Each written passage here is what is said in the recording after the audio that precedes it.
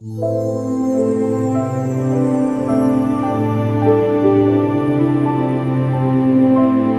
Calvin అనేటువంటి ఆయన ఇట్లా రాసినాడు చూడండి, ప్రార్థించని వారు నిధులు చూపబడిన పట్టింపు లేని వారి వంటి వారు.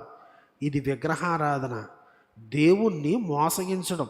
ఎందుకంటే ప్రార్థనా రహితం అనేది ప్రతి మంచి విషయానికి దేవుడే కర్త అనే విషయాన్ని నిర్మోహమాటంగా తిరస్కరించడమే.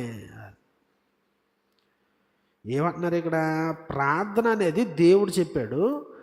మీరు అంటే ప్రార్థన అనేది చిన్న విషయం కాదు, మన నోటుకొచ్చింది వాగేసేది కాదు. పరలోకంలో ఉన్నటువంటి దేవాతి దేవుని యొక్క మహిమగల సన్నిధిలోనికి మనం ప్రవేశిస్తున్నాం. ఇది పరలోక సంబంధమైంది. మనకి ప్రార్థన చేయడం కూడా రాదు, అంత దేవుడితో మనం ఏం చేస్తాం? కాబట్టి దేవుడు పరిశుద్ధాత్మ దేవుని యొక్క శక్తిని ఇస్తాడు. యేసుక్రీస్తు నామములో మనము ప్రార్థన చేస్తాం. ప్రభువు మనం ఇందాక 51వ కీర్తనలో చదువుకున్నట్లుగా ఆయన ఆలకిస్తాడు. ఆయన ఆజ్ఞాపించాడు కనుక ఖచ్చితంగా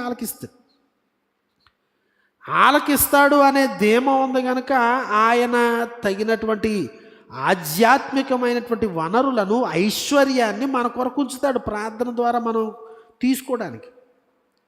కానీ ఎప్పుడైతే మనం ప్రార్థన చేయమో వీళ్ళు అనేది ఏంటంటే, దేవుడు పరలోకమందు మన కొరకు ఉంచినటువంటి నిధులను విషయంలో నాకు అక్కర్లేదు అనేటువంటి పట్టింపు.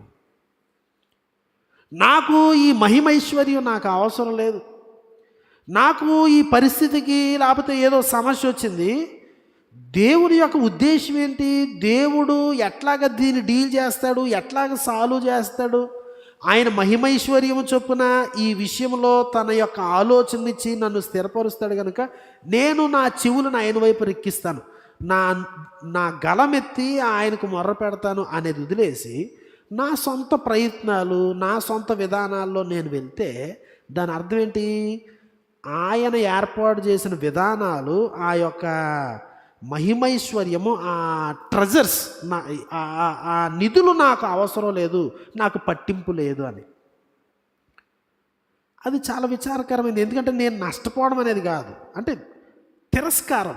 దేవుని యొక్క విధానాలను నేను రిజెక్ట్ చేస్తున్నాను, నిర్మోహమాటంగా నేను రిజెక్ట్ చేస్తున్నాను.